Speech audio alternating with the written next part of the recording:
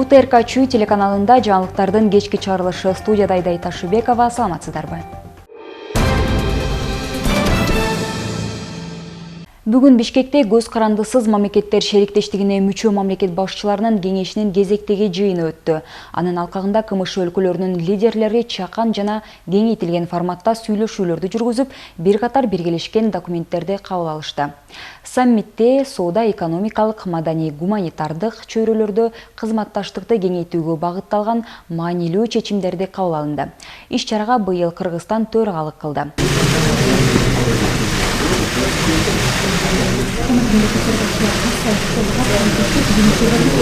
Кыргызстандын президенти Садыр Жапаров КМШ өлкөлөрүнүн лидерлерин Аларча мамлекеттик резиденциясындагы конгресс холлдон тосуп алды. Тосуп алуу аземи жана биргелешип сүрөткө түшүү аяктагандан кийин мамлекет башчылары КМШ кеңешинин чакан курамдагы жыйынына катышуу үчүн залга киришти. Бул жолу саммитке Армениянын премьер-министри Никол Пашинян келүүдөн баш тартканын билдирди. Кыргыз жерине келген меймандар менен саламдашып жатып, президент Садыр Жапаров өз сөзүндө Кыргызстан төрагалык кылуу мезгилинде уюмдун ишмердүүлүгүнүн натыйжалуулугун жогорулатууга, шериктештиктин мейкиндигинде интеграциялык процесстерди тереңдетүүгө, чечимдерди кабыл алуу жана ишке ашыруу процессине мүчө мамлекеттерди активдүү тартууга салым кошуу милдетин койгондугун белгиледи. Президент биргелешкен иштин аркасында өстүбүздөгү жылдын июнь айында Сочи шаарында өткөн КМШ өкмөт башчылар кеңешинде экономика жаатындагы стратегиялык көйгөйлөрдү чечүү үчүн кызмат көрсөтүүлөрдүн эркин соодасы, инвестицияларды түзүү жана ишке ашыруу жөнүндөгү макулдашууга кол коюлганын баса белгиледи. Макулдашуу ратификациялангандан кийин КМШнын бардык өлкөлөрүндөгү ишкерлик алдыга ачылып, бардык жерде иш алып баруусу жеңилдейт. Бизнес өнөктөштөргө шериктештиктин бардык өлкөлөрүнө жол ачылат. Ал өлкөлөрдө кызмат көрсөтүүгө жана келечектүү долбоорлорго инвестиция салууга мүмкүнчүлүк алышат. Президент өз сөзүндө гуманитардык өнөктөштүк, коопсуздукту камсыз кылуу маселелерине жана башка кызматташтык аспектилерине да токтолду. Атап айтканда, Садыр Жапаров КМШда 2023 жыл орус тилинин жылы деп жарыяланганын белгилеп, орус тили биздин өлкөлөрдүн баарлашуу тили болуп кала берерине ишенимин билдирди. Президент Садыр Жапаров менен Тажикстандын президенти Эмомали Рахмон КМШга мүчө мамлекеттердин башчыларынын кеңешинин жыйынынын алкагында жолугушту. Эки өлкөнүн президенттери кыргыз-тажик кызматташтыгын, анын ичинде кыргыз-тажик мамлекеттик чек арасын делимитациялоо жана демаркациялоо маселелерин талкуулашканы маалым болду. Ошондой эле алар аймактык жана эл аралык күн тартиби, КМШ мамлекет башчыларынын жыйыны боюнча пикир алмашты. Өлкө башчылар ушул жылдын 14 сентябрында Тажикстандын Душанбе шаарында жолугушкан. Бишкек шаарындагы көз карандысыз мамлекеттер шериктештигинин жыйыны учурунда жол кыймылынын коопсуздугун камсыздоо башкы башкармалыгынын кызматкерлери аба ырайынын кескин өзгөрүүсүнө карабай күчөтүлгөн тартипте кызмат өтөөдө.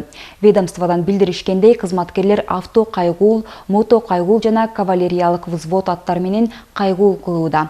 Ошондой эле делегаттарды коштоп жүрүүчү жаңы кызматтык унаалар менен камсыздалып, күзөттө турган кызматкерлердин көкүрөктөшүндө боди камера менен кичи жаркылдоочу каражаттар тагылган.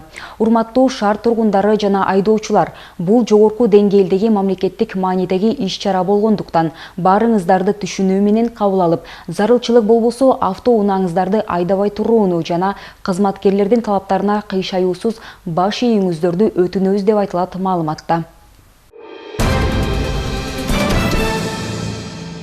Ички иштер министрлиги Бишкектин тургунунун 10 000 долларын алдап алып кетүүгө шектүү кармалганын билдирди.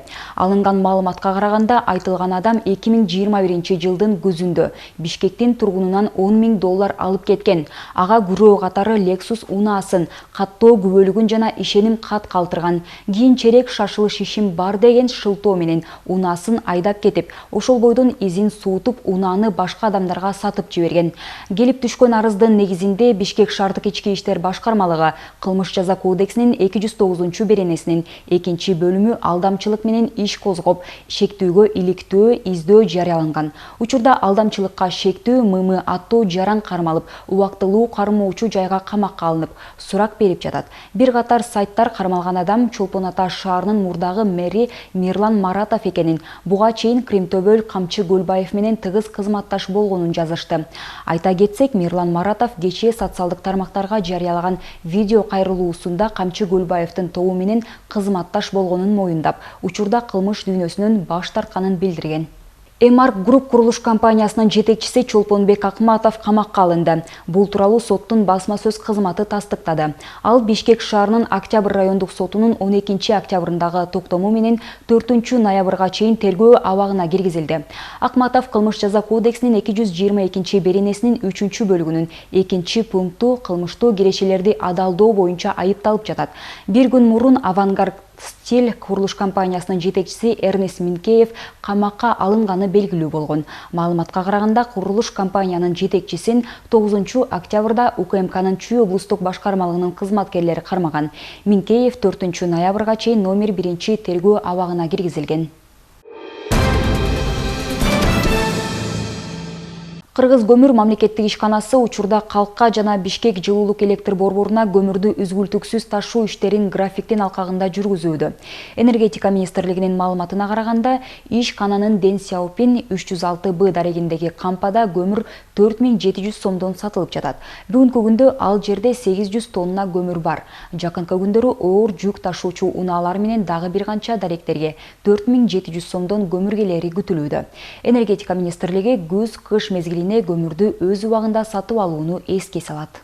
Бүгүн Коргоо министрлигинин Эдельвейс окуу машыгуу борборунун базасында жамааттык коопсуздук жөнүндө келишим уюмунун тынчтыкты сактоочу күчтөрү менен биргелешкен бузулбас боордоштук 2023 машыгуусунун активдүү фазасы өттү. Маалыматка ылайык, уюмга мүчө мамлекеттердин тынчтыкты сактоочу жамааттык күчтөрүнүн машыгуусуна Коргоо министри Бактыбек Бекболотов, коопсуздук кеңешинин катчысы Марат Иманкулов, Тажикстан Коргоо министри Шерали Мирзо, ЖККунун башкы катчысы Имангали Тасмагамбетов жана башка чакырылган коноктор байкоо салышты. Машыгуунун жүрүшүндө жамааттык коопсуздуктун Борбордук Азия регионунда ЖККунун тынчтыкты сактоочу жамааттык күчтөрү тарабынан тынчтыкты сактоо боюнча операцияны даярдоо жана жүргүзүү маселелери иштелип чыкты. Практикалык иш-аракеттердин жүрүшүндө бир нече тактикалык эпизоддор иштелип чыкты. Транспорттук авиация каражаттары менен аскердик контингенттерди белгилеген райондорго которуу, мыйзамсыз куралдуу түзүлүштөрдү тосуу жана жок кылуу, маанилүү мамлекеттик жана аскердик объекттерди кайтаруу боюнча милдеттерди аткаруу, машыгуунун алкагында көзөмөл өткөрүү пункттарында транспорт каражаттарын кароо тартибинде, качкындарга биринчи жардам көрсөтүү, колонналардагы гуманитардык жардам менен коштоо, инфраструктуранын маанилүү объектилерин кайтаруу, калктуу конушту тосуу жана текшерүү, имаратка кол салуу, гуманитардык жардам көрсөтүүгө көмөктөшүү, кызмат өтөө боюнча практикалык иш-чараларда өткөрүлдү. Машыгууда Кыргызстан, Беларусь, Казакстан, Россия жана Тажикстандын тынчтыкты сактоо күчтөрүнүн жалпы саны 1500гө жакын аскер кызматчылары, ошондой эле 200дөн ашык авиациялык, бронетанкалык, аскердик авиация, деңиз кемелери жана учкучсуз учуучу аппараттар катышты. Бүгүн Кыргызстандын Улуттук илимдер академиясынын академиги профессор Осмон Тогусаков өзүнүн 70 жылдык мааракесин белгилеп жатат. Өмүрүнүн 45 жылын илимге арнаган философия илимдеринин доктору, учурда Асылбек Алтымышбаев атындагы философия, укук жана социалдык саясий изилдөөлөр институтунда эмгектенүүдө. Чейрек кылымга жакын убакыт ал институтту дагы жетектеп, академиянын алдыңкы институттарынын бирине айландыра алган. Бул жолку эл аралык илимий практикалык конференция белгилүү окумуштуу Улуттук илимдер академиясынын академиги, философия илимдеринин доктору профессор Осмон Тогусаковдун 70 жылдык мааракесине арналган. Талыкпас эмгек менен ийгиликтерге жетишкен илимий ишмердин иш-чарасына окумуштуулар, коомдук саясий ишмерлер келген. Бир топ эмгектерди жаздык. Анан өзгөчө бизди философтор катары союз учурунда биздерди идеологдор деп койчу да.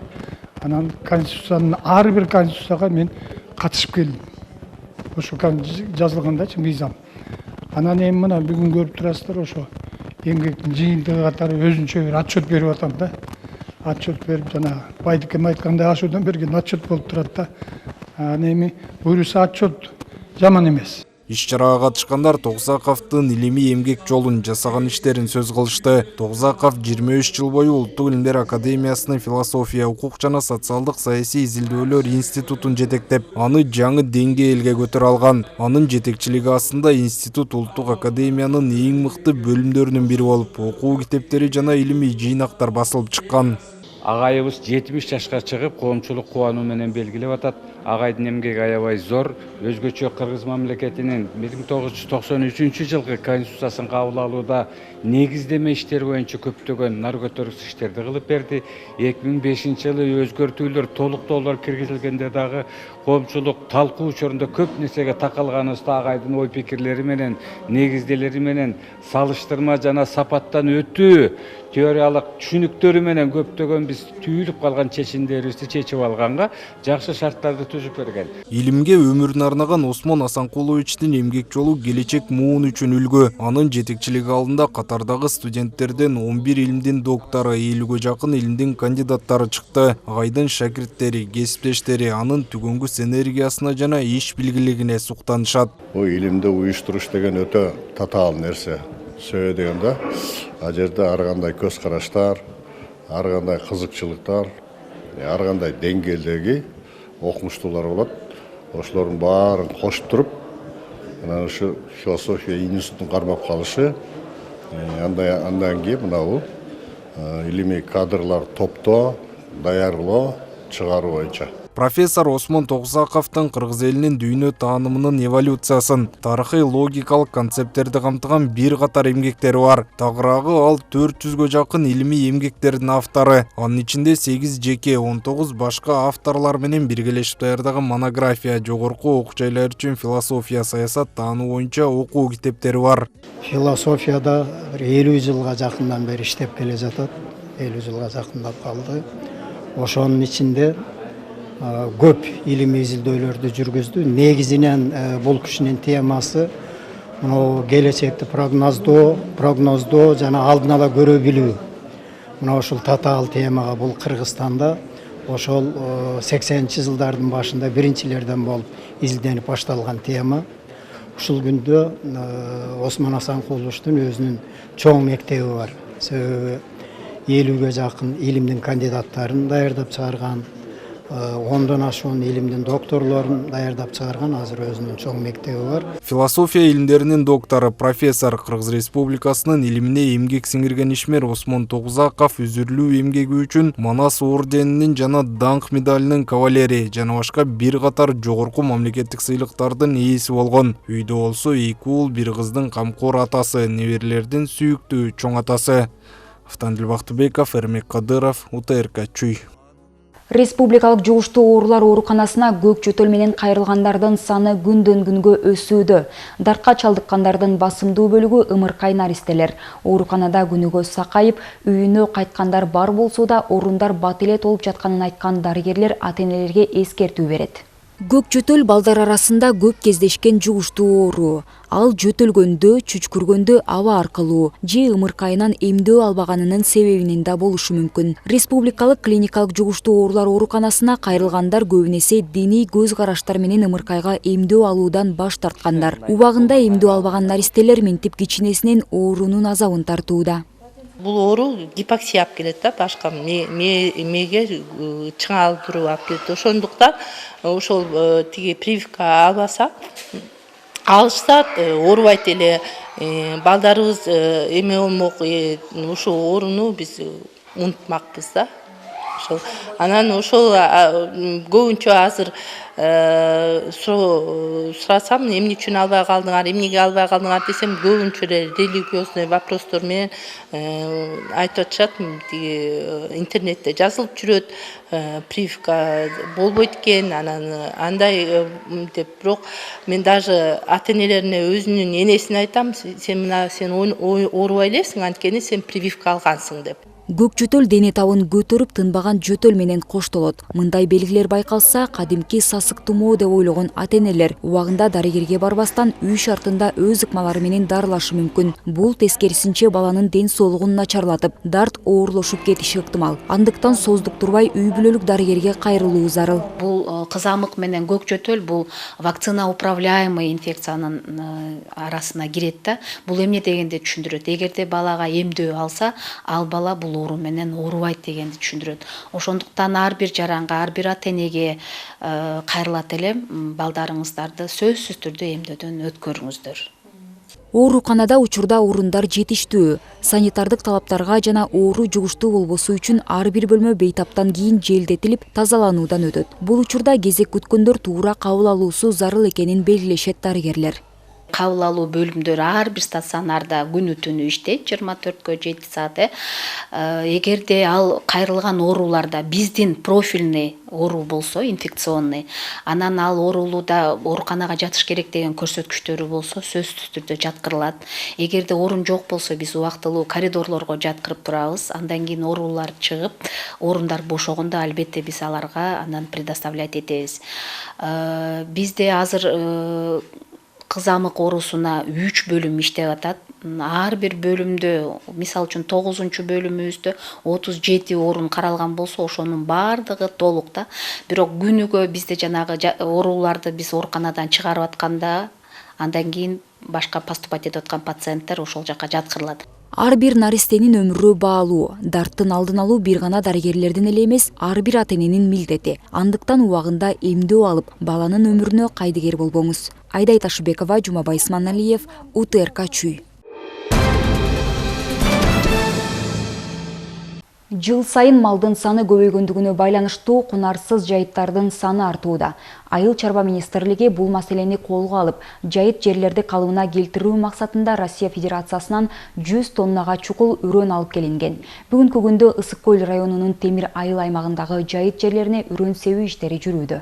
Жыл санап 4 түлүк малдын саны көбөйгөндүгүнө байланыштуу деградацияга учураган кунарсыз жайыттардын саны артып барат. Бул маселени жөнгө салуу максатында мамлекет тарабынан көп жылдык чөптүн үрөндөрү Россия жергесинен алынып келинген. Бүгүнкү күндө Темир айыл аймагына караштуу Чоң Ак Суу жана Жалгыз Карагай жайлоолорунда үрөн себилип, жайыттарды калыбына келтирүү аракети көрүлүүдө.